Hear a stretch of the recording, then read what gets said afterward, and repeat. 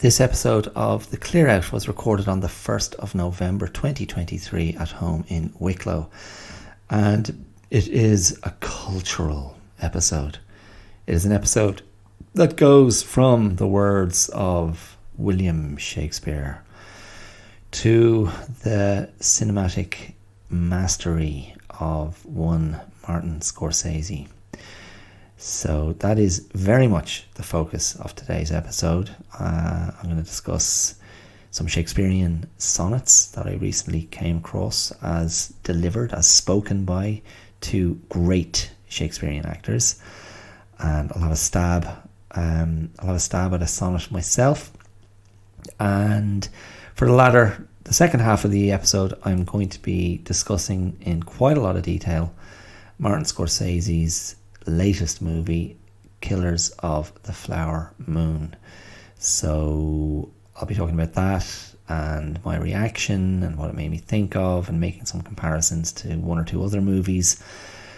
But that is a movie that made a huge impression on me when I watched it last week. So I just thought, I want to talk about this because it's been a while since a movie's hit me in that way. So that is what's coming up. I hope you can join me, and if you do, I hope you enjoy what you hear. Take it easy. I'll see you around the corner. Cheers. Not gonna change my mind, leaving the dream behind, keep my moji inside. Hi, my name is Dara Clear, and you're listening to The Clear Out. You're very welcome. So very lovely to have you here. Thank you for choosing this podcast, this episode, and I'm very glad to have you along for the ride. Particular welcome to you if you're a first time listener, and welcome into this ongoing exploration of wellness, of resilience, of coping with what life throws at us, with a degree of honesty and openness and vulnerability that is embraced with confidence in the interest of learning more about how we can do better. Which is not to say you're not doing your best, because often we are doing our best, aren't we? I feel. I mean, we're all trying to one degree or another. I mean, how many of us are really just going, I can't be bothered. I can't be arsed, if you'll pardon the expression. I think most of us are trying in one way or another. But what I have found as the dial on the clock has rolled round through the days, the months, the years, what I found is things get very complex. Layers. I mean, I was speaking about this last week. The difficulty of speaking when our hurts and our wounds and our senses of injustice our senses of what? What did I just say? Our sense of injustice. Our resentments, they build up and they fossilize. They fossilize under layers and layers of silence, layers and layers of not speaking. And then they're buried so deep, we don't know how to excavate. We don't know how to actually get a hold of them, to release them. And they just become part of our deeper kind of subconscious anger. These kind of weaponized fossils lurking deep within us, causing us all kinds of pain and distorting our realities and jerking us, yanking us from our path. Good stuff. Jolly times, as always, here on The Clear Out. Belated happy Halloween. It was the 31st of October yesterday. I'm recording this on the 1st of November. And yesterday it was a beautiful morning. I was out walking, absolutely gorgeous light. And I mean, I have been talking in recent weeks about the autumnal colours, but they really were looking particularly burnished and golden and radiant, those bright oranges and yellows of autumn on the trees, and the early morning sun was hitting them beautifully. I threw up a few photos on my Instagram page for the podcast, so you can see them there if you have any interest. But it really was gorgeous. I was just out for an early-ish morning walk with Pepper the dog, Pepper the puppy, 1 year old, and still causing havoc. I've spent a couple of days of each of the last couple of weekends building a kennel and a compound. I've been calling it a compound, but I bumped into a friend yesterday and he said, no, compound sounds wrong, it's too heavy. A pen, a dog run, because she's been too destructive when left alone for too long by herself in the house. She just keeps finding things to chew and destroy. My mission in life is to seek out things of value to other people, and to chew them with a delirious relish. That's an emotion. That's not like chutney. And destroy them. That gives me enormous pleasure, and it's totally worth the anger that it seems to cause, because that anger is an attention of its own kind that I value very highly. Okay, thanks Pepper, thanks for that. Cheers. Okay, so today's episode, I am going to spend a lot of today's episode sharing my thoughts, with spoilers, sharing my thoughts about Martin Scorsese's Killers of the Flower Moon, which I saw last week, and which kind of blew my mind. So I want to pretty much talk about that, and what it raised, and how powerful I found it to be. A movie I definitely want to go back and see again in the cinema for a second time, to kind of digest it a second time, to see what I can chew over. So a lot of this episode is going to be about that, about Martin Scorsese and Killers of the Flower Moon, his most recent movie. So if you haven't seen it, you might not want to listen, because I'm definitely going to be revealing things. If you have seen it, I want to compare notes and see if my assessment tallies with your own. You've come to the right place. But yeah, before I get there, I'm going to start off with something else a little bit lighter, because it's a heavy movie. It is a very heavy movie. Brilliant, masterful, but heavy as hell. So I'm going to start with something lighter. Two lovely things I saw online. No, sorry, one was online and one was on TV. The Rugby World Cup final. That actually wasn't. I enjoyed the Rugby World Cup final very much. It was another brutal fist fight between two very physical teams in very tough conditions, but I was quite happy to see South Africa win and Ireland's vanquishers sent home. But I'm not going to spend any more time than that, other than to say well done South Africa, and well done Siya Kolisi, the South African captain, who has a wonderful way of making it all about the people of South Africa and making the team like a symbol of South African unity and hope, and determination, and it really feels like it comes from the heart. I find him, I really like it. It appeals to the idealist in me. I like the cut of his jib. I like how he plays. I think he's a very inspiring figure. And if you don't know anything about the history of the Springboks and how at one point they really were a face of the worst sort of apartheid racism, and white bully boy supremacy.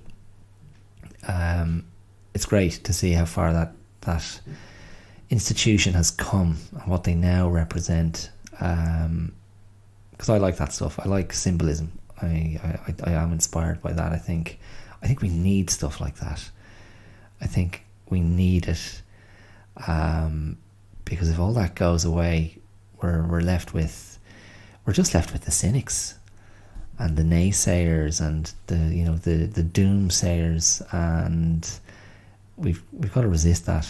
We've got to keep reminding people, or being alive to the symbols and the moments and the gestures that speak to our better selves, and speak to the better angels within us, I guess, is how I feel. So the Springboks, the South African team, they kind of represent that to me. It might be a little bit idealised, but I don't think so. The proof of the pudding is there, as they say.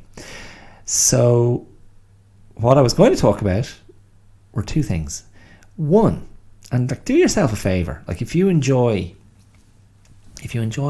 language, if you enjoy the English language, if you enjoy poetry, if you enjoy people speaking language extraordinarily well, and if you enjoy people speaking the language of Shakespeare with a breathtaking lucidity,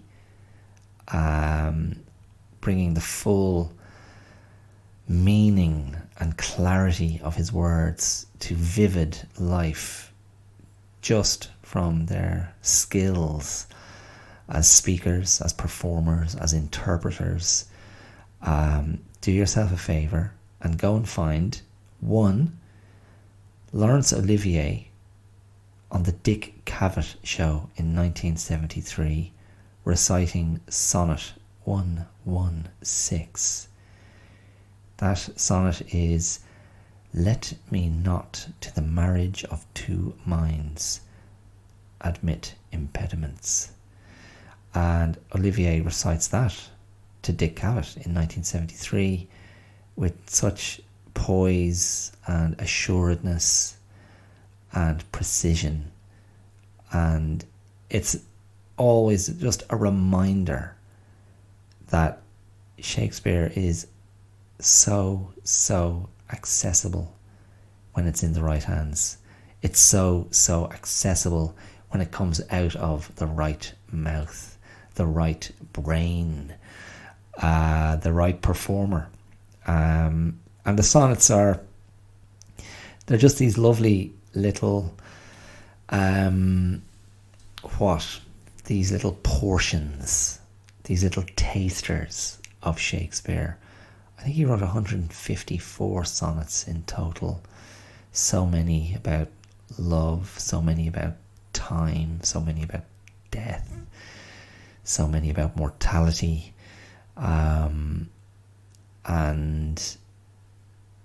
if you are, as I was 30 years ago, a student of Shakespeare, when I was in acting school, that was one of the first things we were given to work on. We were each assigned a sonnet, each of us in the acting school. We were each assigned a sonnet to present for assessment. And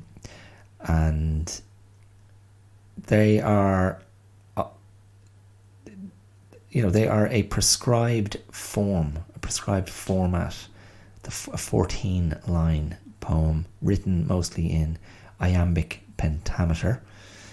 So that is iambic pentameter is a meter, a rhythm, if you will, where each line is composed of 5 iambic feet. An iambic foot is fundamentally a short, long syllable. So 2 syllables, 1 short, 1 long. Da da da da da da da da da.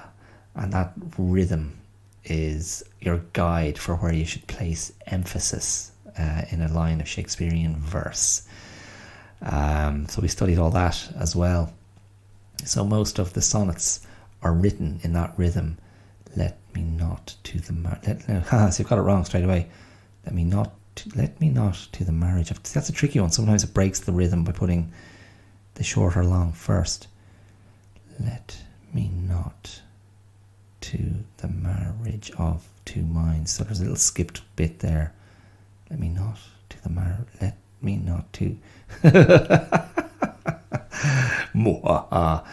When iambic pentameter goes wrong, shall I compare thee to a summer's day? There you go. That's sticking with the meter.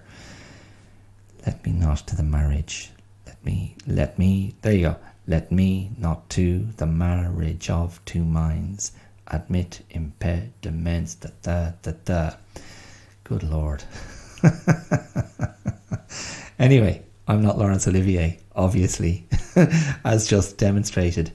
But go and check that out. It's just lovely. It is lovely.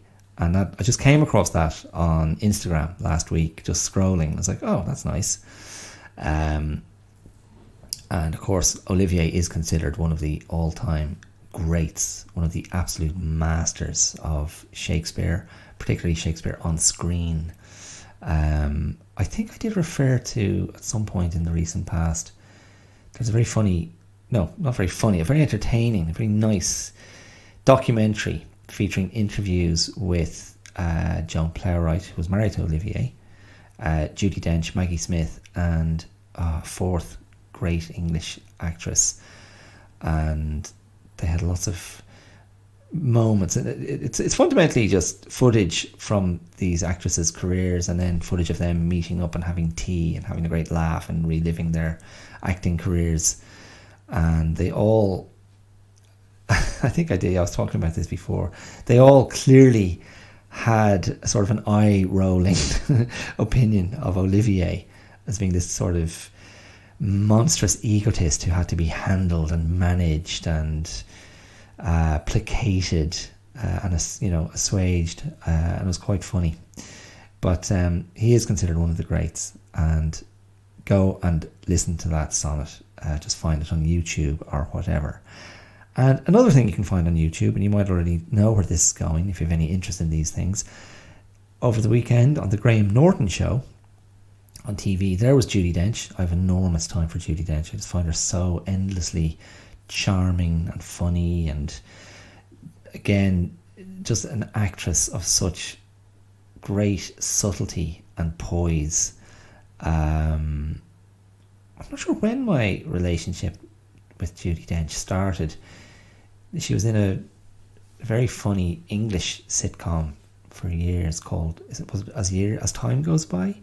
Her and Jeffrey Palmer as a couple, and just one of these gently witty English sitcoms, and she was very good. And then I don't know if it was Mrs. Brown from the mid-90s wasn't she playing Queen Victoria, and Billy Connolly was her aide, and they became very close, and it was a sort of a scandal. So that movie, Mrs. Brown, is remember, she's very good in that. And then I don't know, that seemed to be a real, I mean, she had a long career already at that stage, on stage and in other things, I guess, but I don't remember seeing her much on screen prior to that. And I feel she's been on screen constantly since then. And obviously she was M in the James Bond movies with Pierce Brosnan and then Daniel Craig, and was very good in that role, doing a lot with not very much. But in any case, on the Graham Norton show at the weekend, Graham Norton turned to her and said, if I poke you with a stick, would you do some Shakespeare? Would you do something for us? And once she clarified what Graham Norton had said, she recited, so beautifully, Sonnet 29, which is, when in disgrace with fortune and men's eyes. Oh my goodness. I just could have listened to it again and again and again. And I don't know if it's because she's older, but each line, each word almost, it's just invested with such experience, such meaning, such understanding, and such clarity, and such precision, and such economy. Like nothing wasted, no fluff. Just, this is precisely what I wanted to say. And I came away from it and I was just thinking, my God, if I could ever recite a sonnet as beautifully as that, I would be so happy. You just I found myself just hanging on every single word, and just, again, it just feels like she's the first person to ever say those words, and that is great acting. There's such simplicity and such artlessness to it. But that is born of so much experience and born of such instinct and feel and understanding. And yeah, in 14 lines, just to absolutely take one's breath away. I just thought it was absolutely fantastic. So do yourself a favour. If you have even a scintilla of interest in such things, go and check out those two masters of Shakespearean verse, of Shakespearean language, speaking on TV chat shows 50 years apart. Laurence Olivier appearance was from 1973, and Judi Dench 50 years later just blew my socks off with her beautiful rendition of Sonnet 29. And the thing is, you might go, I don't really get Shakespeare, I don't know Shakespeare, but if you listen to both of them saying those sonnets, reciting those sonnets, delivering those sonnets, communicating those sonnets, you don't need to know Shakespeare, because they're just giving you everything you need, and it's just a lesson. You don't need any extra crap around it. And of course, this is, I find myself wanting to cite Hamlet's the speech he gives the leader of the acting troupe, the head of the acting troupe that comes to, wait, or does Hamlet say it to the players? I can't remember. But like, speak the speech, I pray you. It's, you know, that scene in Hamlet when this troupe of actors have come to Elsinore, the castle, and Hamlet wants them to insert a little play inside the play to see if he can draw out the king's guilt, his uncle who has murdered his father. But there is a speech giving advice to the actors to basically act better. Don't be chewing up the scenery and carrying on like hams and battling each other for center stage. Just say the words. Just hit your mark and say the words. So that's worth checking out as well. Yeah, the advice to the players. And look, I'm going to expose myself brutally because I can't resist. I'm so inspired by these sonnets. I'm going to read a sonnet. I'm going to read the same sonnet twice. And this is just a little exercise. And I'm interested to hear it because obviously as I record, I can hear what I'm doing. And it was funny. Again, I just happened to be watching Graham Norton the previous weekend on the BBC. Is it? Yeah, he's on the BBC, isn't he? He's a national treasure. Our own Graham Norton.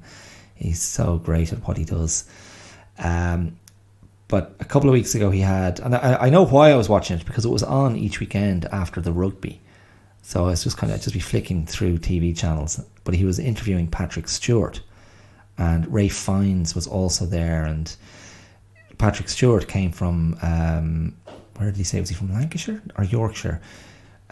He spoke that particular dialect of English that was common in Yorkshire, or maybe still is, that I won't even begin to attempt here. It's a very it's a very strange dialect to the modern ear, but like a lot of Shakespearean actors and a lot of students in acting school, maybe, and particularly of his age, but I did too, you're taught what's called RP, received pronunciation, which is supposedly an unaccented English, but to some ears it just sounds like sort of posh English, but it isn't. It's not how the royals speak. It's not as stuffy as that. It's just meant to be very clean.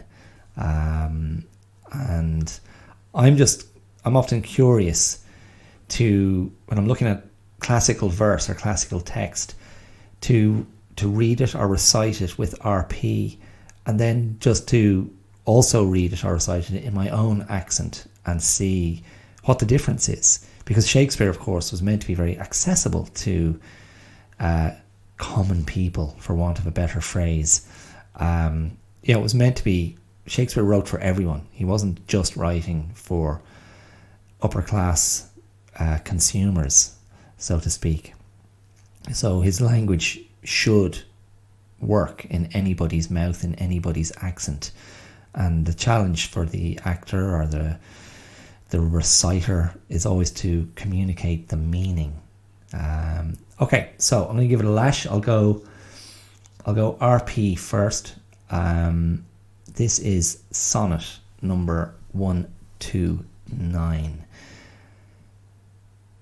The expense of spirit in a waste of shame is lust in action, and till action lust is perjured, murderous, bloody, full of blame, savage, extreme, rude, cruel, not to trust, enjoyed no sooner but despised straight, past reason hunted, and no sooner had, past reason hated as a swallowed bait, on purpose laid to make the taker mad, mad in pursuit and in possession, so had, having, and in quest to have extreme, a bliss in proof, and proved a very woe, before a joy proposed,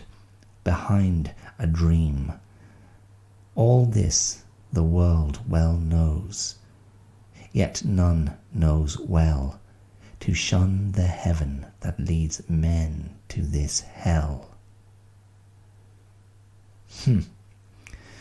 Okay, tricky.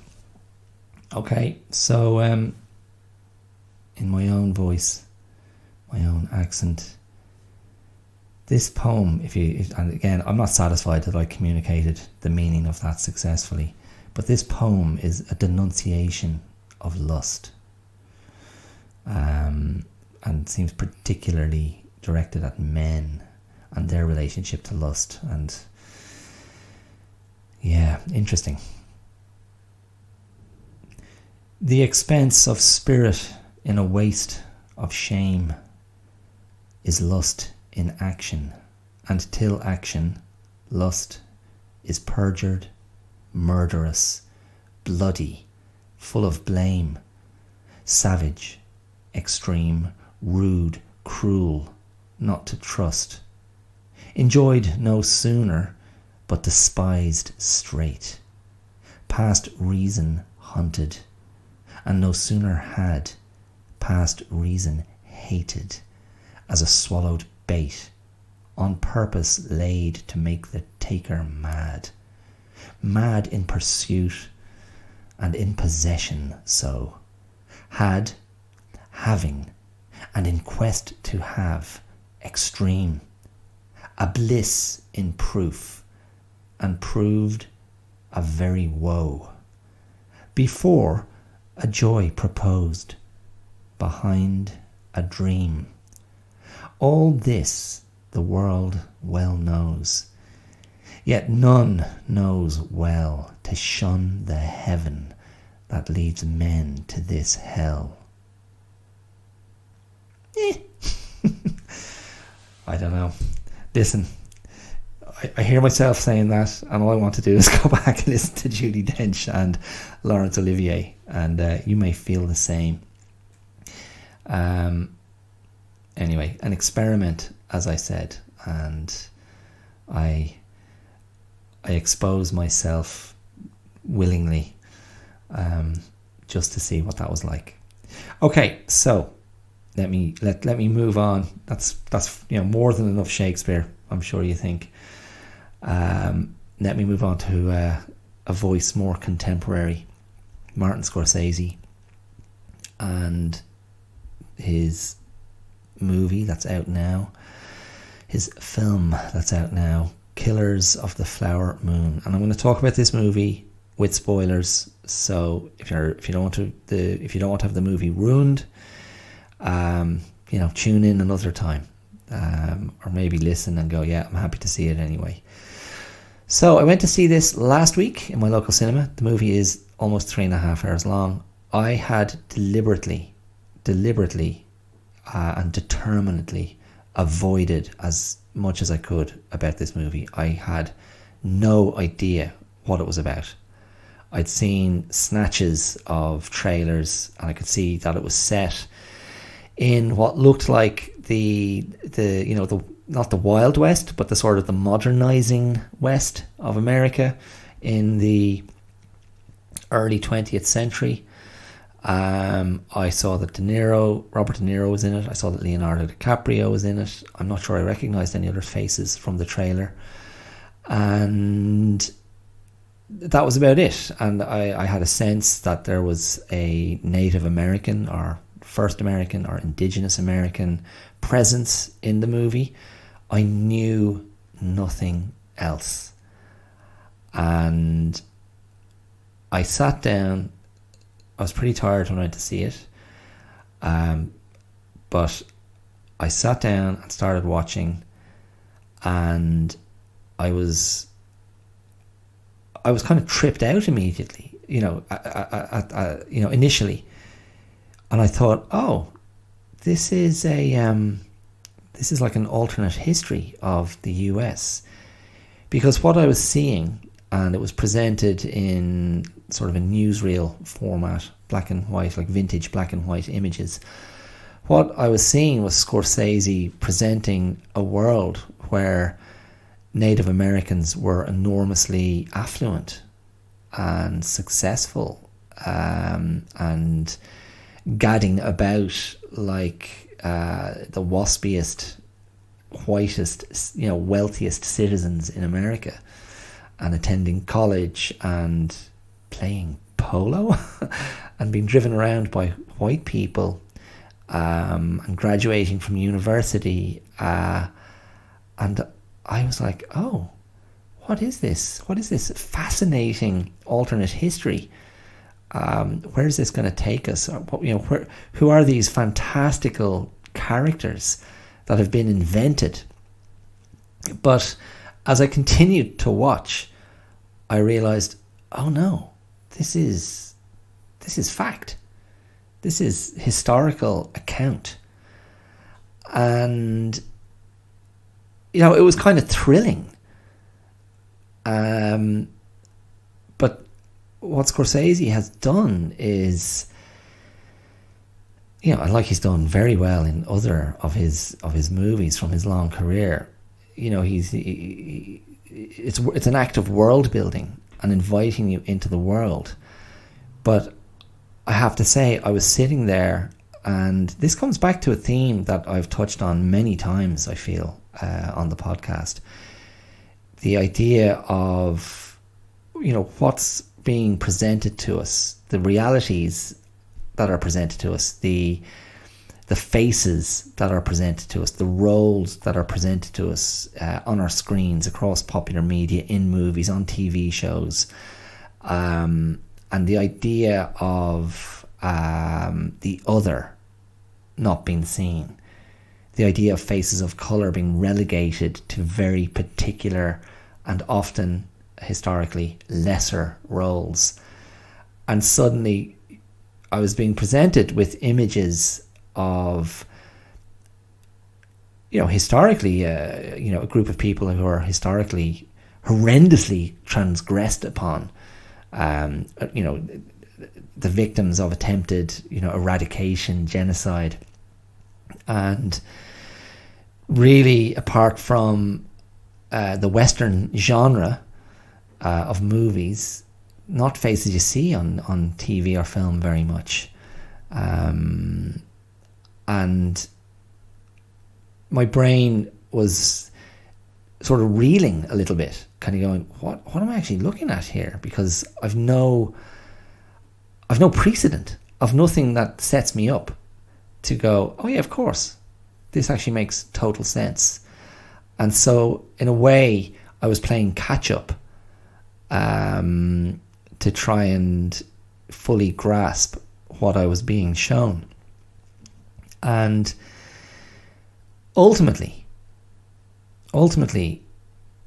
what I was being shown was Scorsese's filmed version of the book.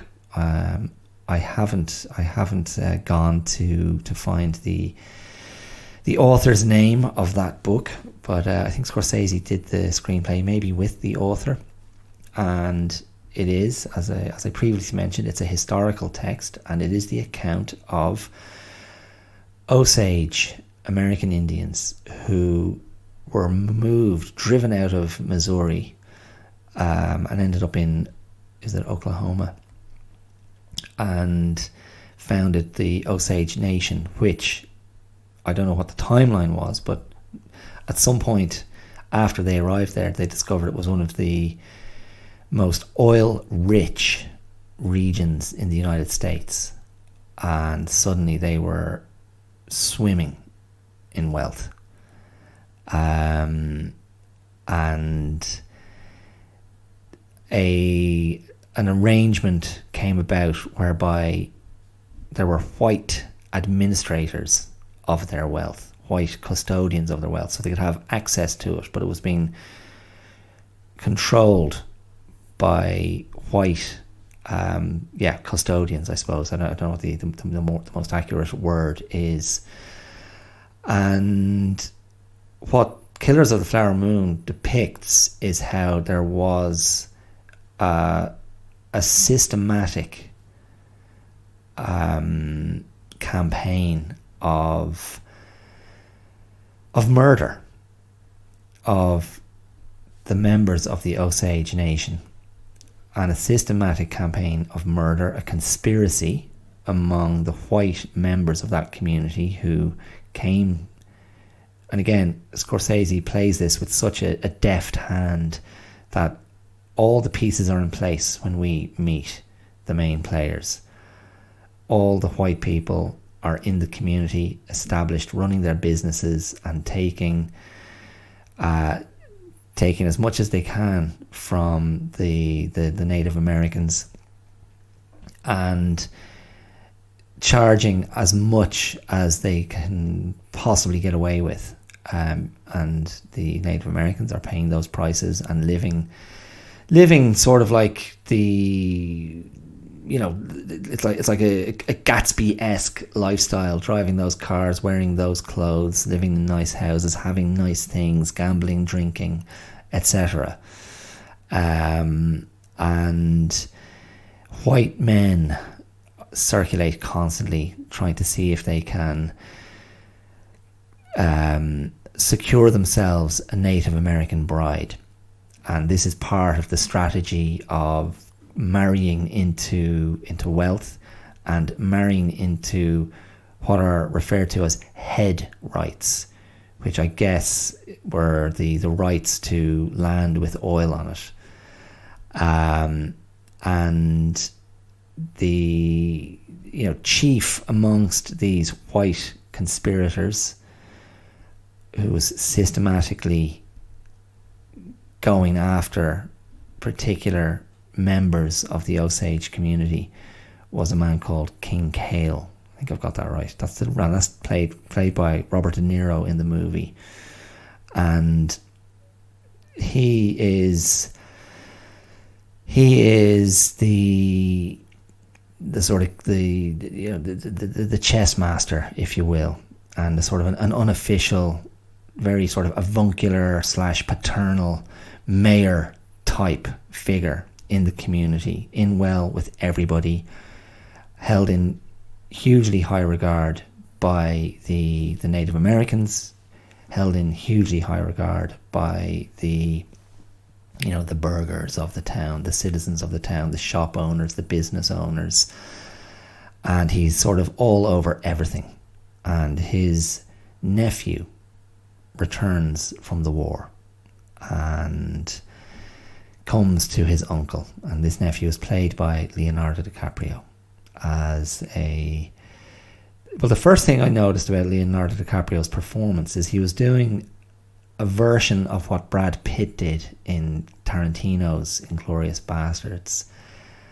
He was shaping his face with a very fixed position across his kind of jaw or chin or mouth.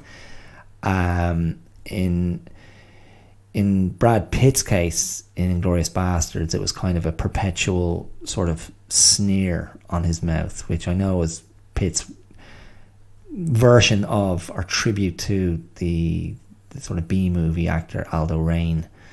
His character was Aldo Rain in Inglourious Basterds. And DiCaprio has the sort of the kind of the jutting chin, sort of a simian type chin that instantly gives the impression of lesser intellect. And we see him travelling on a train, arriving into the main town in the story, and he's kind of taking everything in. He's kind of greedy with his eyes, taking in what he can see and looking at the Native Americans dripping with wealth. But again, DiCaprio really is a class actor. He's a great physical actor, never more clearly demonstrated probably than Wolf of Wall Street. And if you don't like that performance, you can check out The Revenant for more physical commitment. But he's a very intelligent actor, DiCaprio, and that's a great skill, to be such an intelligent actor but to play dumb convincingly without making it a parody or selling his character short or patronizing his character. He kind of walks that line very well. Now, what I found out subsequently from listening to some other podcasts and reading reviews, his character was meant to be a lot younger, and you hear him being referred to as a boy or young. And I think historically this character was back from World War One. He'd been a chef. He had stomach issues, and he was in his mid-20s. And DiCaprio's a good-looking guy and very charismatic, but he doesn't look 25. And this is the second time that Scorsese has done this. Now, he used his de-aging technology in The Irishman, and you had people calling the 70-something De Niro, a young guy in that, and it just doesn't work. It is a detraction and somewhat of a distraction. Now, when I was watching Flowers of the Killer Moon, I didn't know the DiCaprio character was meant to be so young, and I didn't really question it. But there is a key moment later in the piece when a sort of grandstanding, bombastic Brendan Fraser is interrogating or confronting DiCaprio in a living room full of the sort of the well-to-do whites from the community, or maybe it's in court when he says it, but he addresses him as a dumb boy. And again, it was jarring. You're going, hold on, he looks older than Fraser. But anyway, look, whatever. That's that's just the privilege of being in with Scorsese, and Scorsese going, yeah, feck it, come on, play this character, we'll make it work. And DiCaprio's good enough, and you go on the journey with him.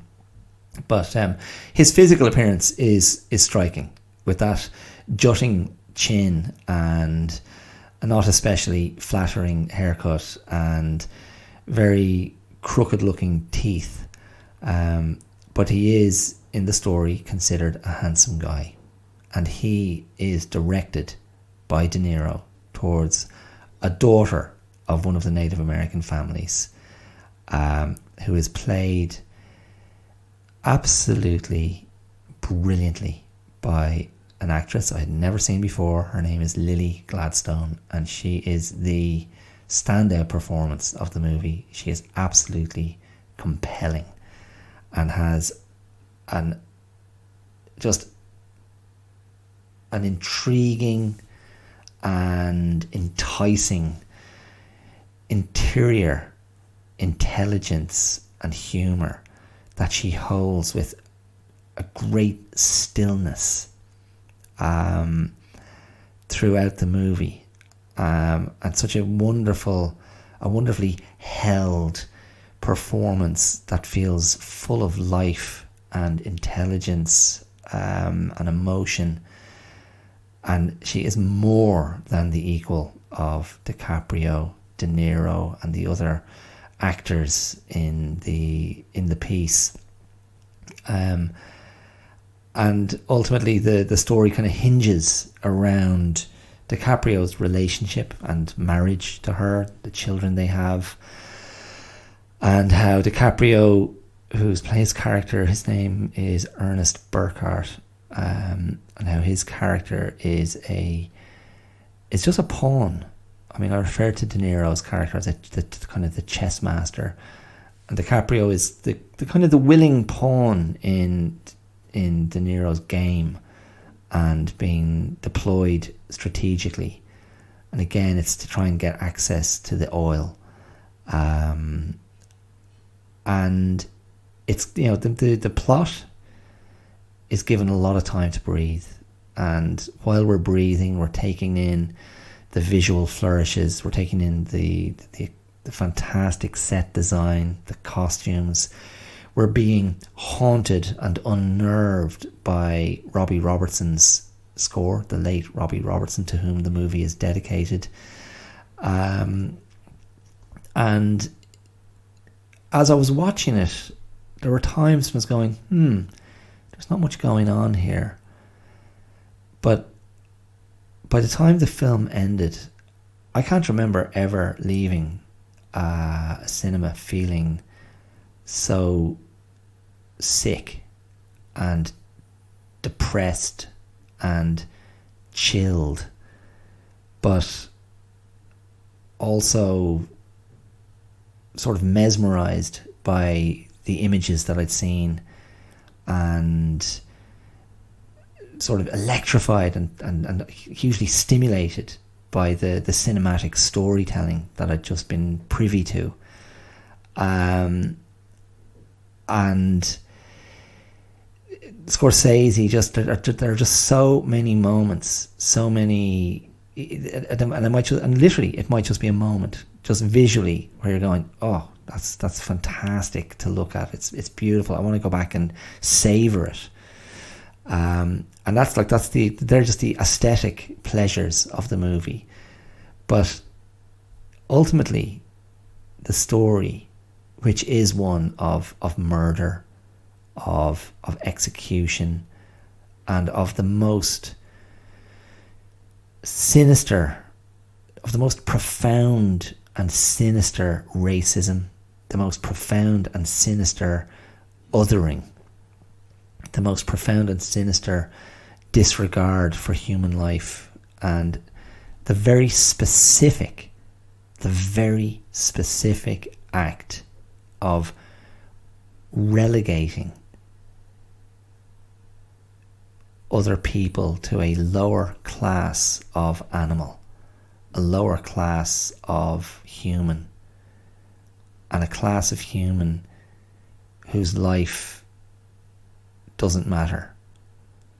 And that for me was the takeaway from the story, was the callousness of this tacit, and it felt tacit, this tacit understanding among the white characters that of course these people are there for us to kill. Of course these people are there for us to murder.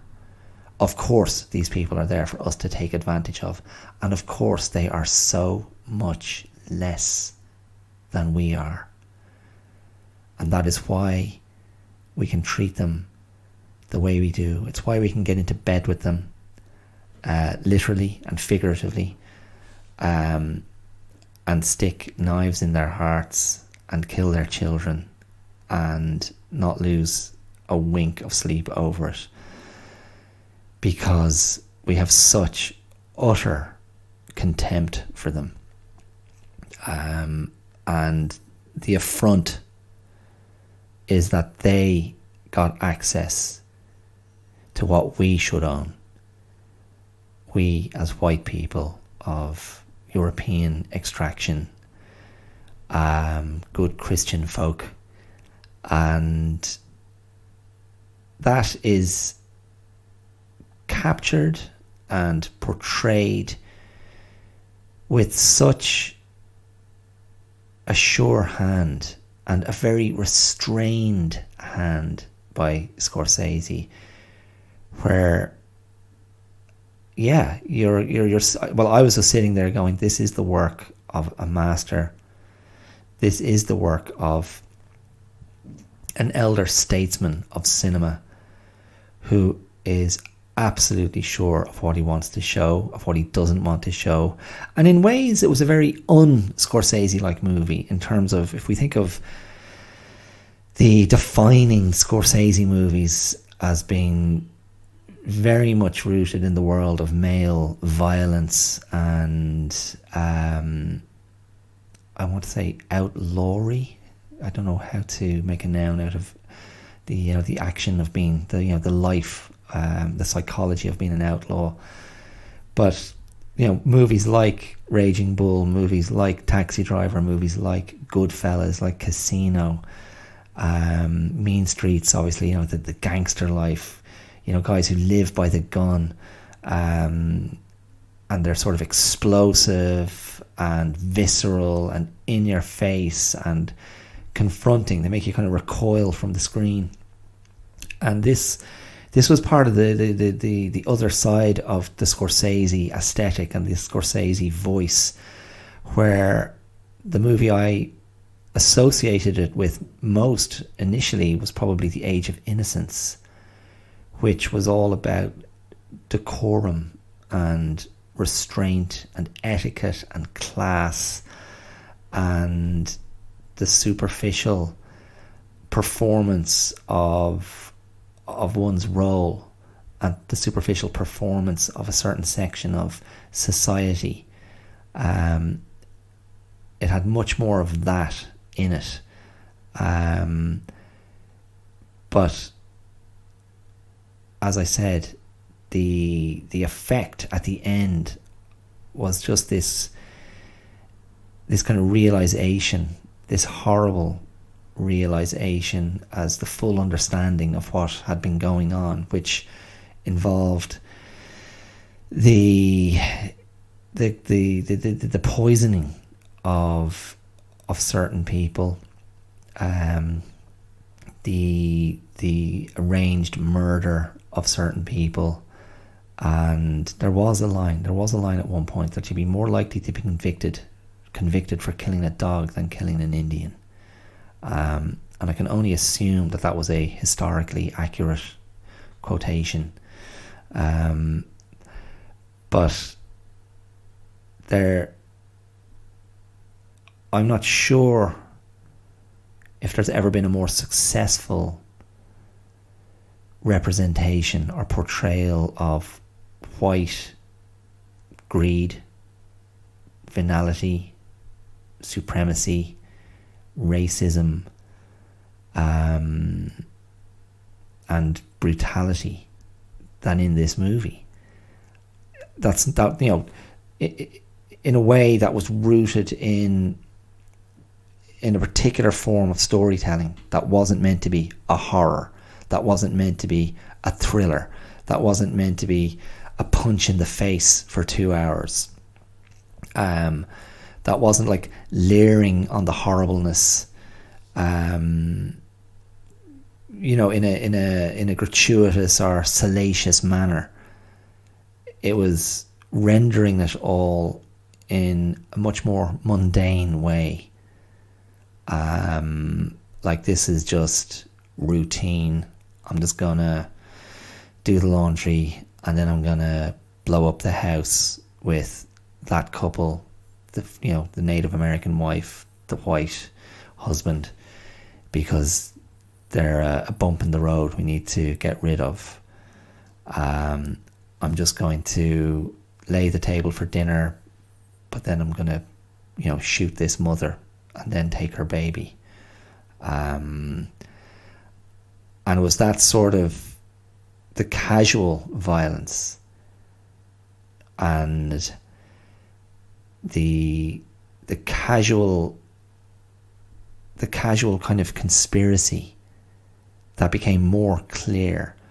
The conspiracy that all the white people were utterly at ease with, to such an extent that one of the characters at one point just gives a very gentle warning to another white member of the community: you might want to move your furniture, your good stuff, away from the house this evening, with no further explanation needed, because something terrible was about to happen in the neighbourhood that might involve a shockwave or broken glass or whatever. And that violence towards Indigenous people, specifically, it reminded me very much of a movie from a few years ago called The Nightingale, which was a depiction of colonial savagery and brutality in the colonial era of Australia, which featured an Irish character at its heart who goes on a revenge mission after English soldiers murder her husband and child, and she teams up with a young Indigenous man, and they are on this revenge mission. But that movie is a really hard watch. It is a brutal watch, and I found it stayed with me for quite a while after I'd seen it. I found it absolutely chilling and haunting and disturbing, and sadly it felt very believable. And there's a sequence in it where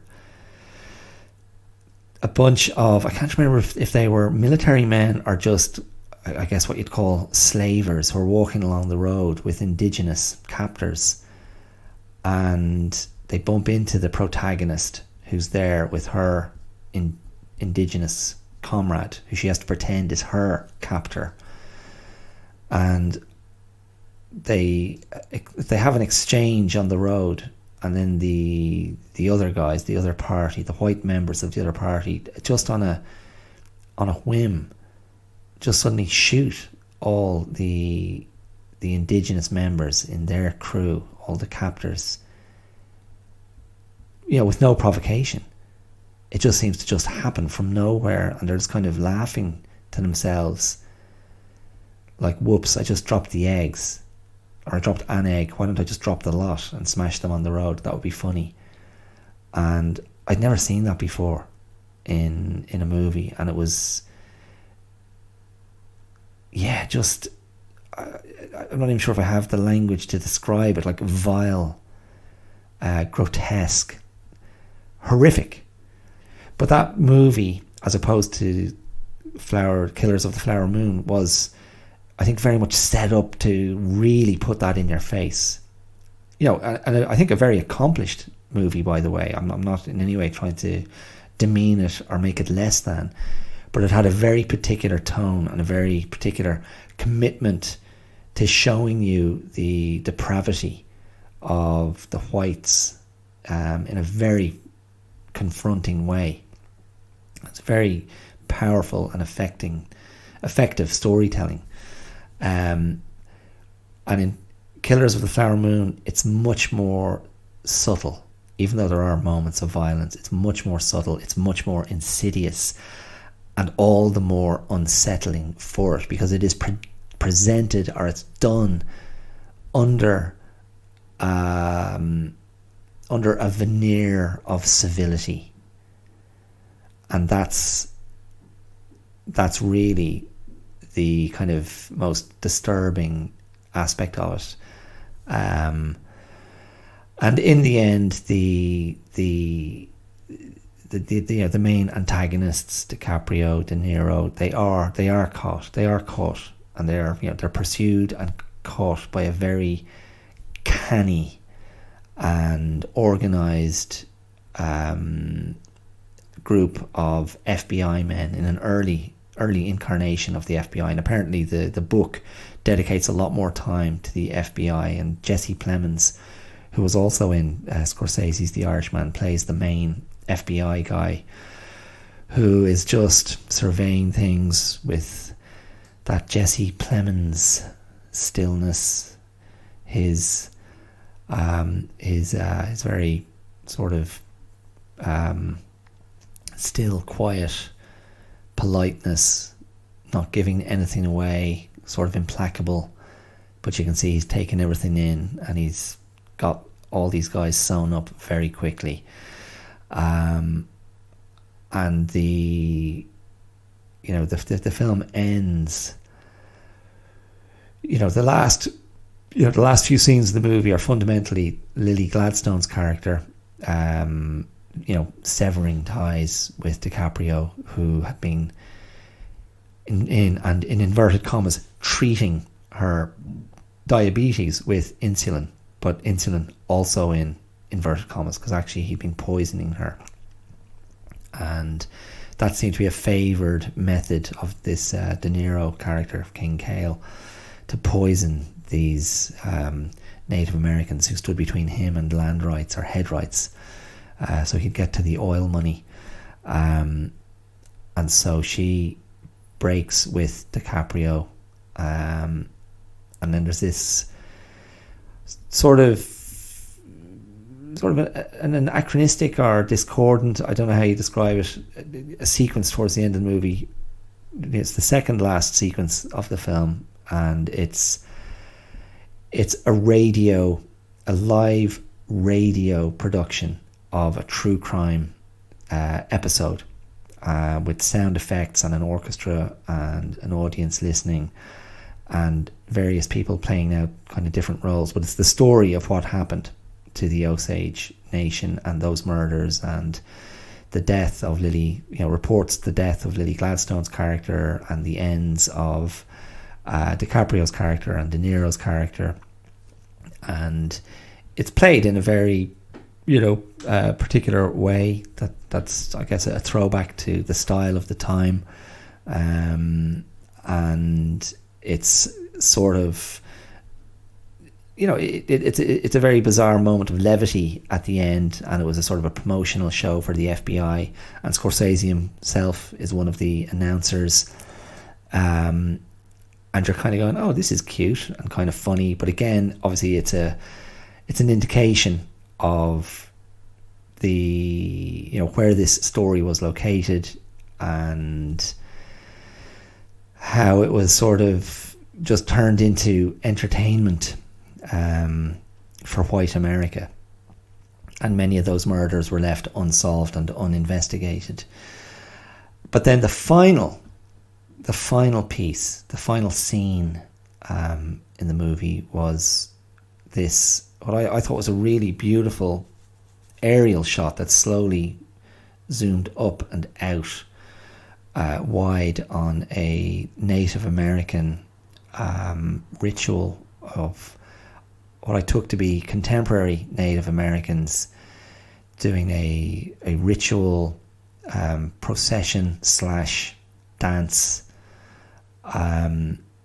in a constantly moving circle, so circles within circles, and it was on a huge green grassy field, and they were in various very colourful and chanting and banging drums, and I found that almost the most moving thing in the whole movie, because Scorsese had communicated so successfully the the integrity of their culture, their awareness, the Native American, in this specific case, in the Osage Nation, their awareness of what was being done to their culture, the challenges they faced, the loss of their heritage, and then to see what was playing out around them in that very particular time and place. So it was kind of profound in the end to kind of go, there's a commitment to keeping things alive. There's a commitment which is, I see as it's an act of affirmation, but it's also an act of defiance. To go, we haven't lost everything. We still retain something of who we were and who we are, and it's still valuable, and we're still here, in spite of everything that's been done to us. And I just found that, it was just beautiful. That's how I received it anyway. So I don't know. I don't know how much I spoiled there. I didn't go into huge details of particular plot actions, but a really sort of surprising movie and a very thought-provoking movie, and one I do want to see again. But an absolute, unequivocal indictment of white dishonesty, white people's dishonesty, white Americans' greed and murderousness, and willingness to make kind of blood oaths and pacts with murderers to take what wasn't theirs, and an indictment of their disregard for the lives of those they felt were less than them. So that sounds like your thing. Go and watch that movie. Go and read the book. I thought it was absolutely excellent, and that would be time very well spent. But make sure you go for a pee before you sit down to watch it. It's a long one, and even though there were times, as I said, where I felt not much happening at the moment, it was compelling, and there were moments of great beauty, and just really great cinematic storytelling. And thank God for Martin Scorsese. It was really brilliant. So there you go. That's my recommendation. That's my review. Hope you enjoyed that. I'm going to wrap this up. So there you go. Bit of Shakespeare, bit of Martin Scorsese, bit of American history, and I don't know what the wellness takeaway. If we look at the sonnets, to communicate with economy, with precision, to express ourselves well. Like do I express myself well? Like that is an iteration of wellness. Have I communicated something pure that serves its own purpose and has its own wellness benefit? And from the Scorsese movie, from Killers of the Flower Moon, I think I focus on that final image from the movie, the act of defiance. I'm a big believer in that. I'm a big believer in internalizing or embedding a defiant spirit that is self-caring, self-protecting, self-affirming, to go, I'm here in spite of everything. I'm going to be here in spite of everything. I step forward and present myself in spite of everything. That takes courage, and it takes a certain fearlessness and a certain confidence, and it is not without risk. There's an exposure there, but I think that's where true strength can be found, and true affirmation. And I really value that as part of how I think about wellness and how I think about my own wellness. And this podcast is an act of defiance. I'm defying those who would not listen. And I keep doing this. So you can help me. You can help me make this not an act of defiance by encouraging lots of people to listen and come and check it out. Okay, I'm gone. Adios. Many thanks for listening. Throw me some love on social media if you will. Rate, review, comment, share, subscribe. And if you think this is really worth it, if you think, no, that's some proper work going into that, you can put your hand in your virtual pocket and pay me some money to keep this thing afloat. You can make a cash contribution, a financial contribution, a financial vote of confidence via the Patreon link. That's patreon.com, the clear out. Patreon.com/the clear out to be precise. And yeah, I'd welcome anything you can give. It's the price of a cup of coffee once a month or twice a month. It's not a lot, but it means a lot to me. So consider that if you enjoy what you hear. But otherwise, just spread the word, give me a like, throw a comment my way. I'd be very, very appreciative. And otherwise, thanks for listening. I appreciate you taking this time with me, and I'll be back next week with something else. All the best. Take care. Mind yourselves. Bye.